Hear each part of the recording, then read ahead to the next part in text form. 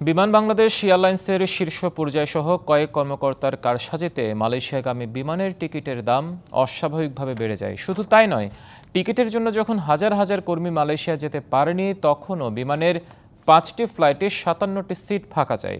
কর্মকর্তারা seat over booking করে কৃত্রিম চাহিদা তৈরি করে এই অবস্থার দিকে ঠেলে দেন এবং এতে কয়েকটি ট্রাভেল এজেন্সি জড়িত বলে প্রমাণ পেয়েছে বেসামরিক বিমান পরিবহন মন্ত্রণালয়। দীর্ঘদিন মালয়েশিয়া শ্রমবাজার বন্ধ থাকার পর 2022 সালে আবার চালু হয়, কিন্তু বিভিন্ন অনিয়মের কারণে 31শে মের মধ্যে শ্রমিক পাঠানোর শেষ সময় বেঁধে দেয় দেশটি। সে সময় বিমানের টিকিট না থাকায় ও অতিরিক্ত দামের জন্য দেশে আটকা পড়ে হাজার হাজার শ্রমিক। সেই সুযোগে টিকিটের দাম অস্বাভাবিকভাবে বাড়িয়ে দেয় রাষ্ট্রীয় পতাকাবাহী বিমান বাংলাদেশ এয়ারলাইন্সও।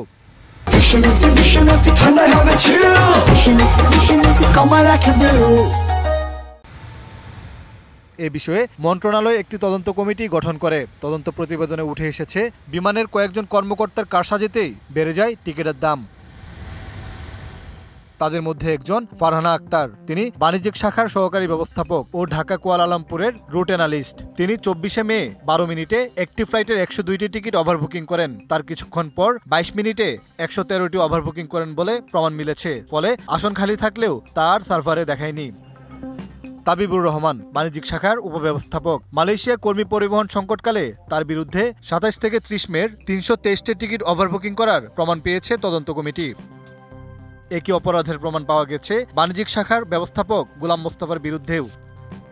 শুধু তাই নয়, বিমানের টিকিট অনুমোদিত শত শত ট্রাভেল এজেন্সি পাওয়ার কথা থাকলেও পেয়েছে কয়েকটি, যার হোতা বিপণন ও বিক্রয় শাখার তৎকালীন পরিচালক সালাউদ্দিন আহমেদ, এবং মৌখিকভাবে ওভারবুকিং করার নির্দেশও দেন তিনি।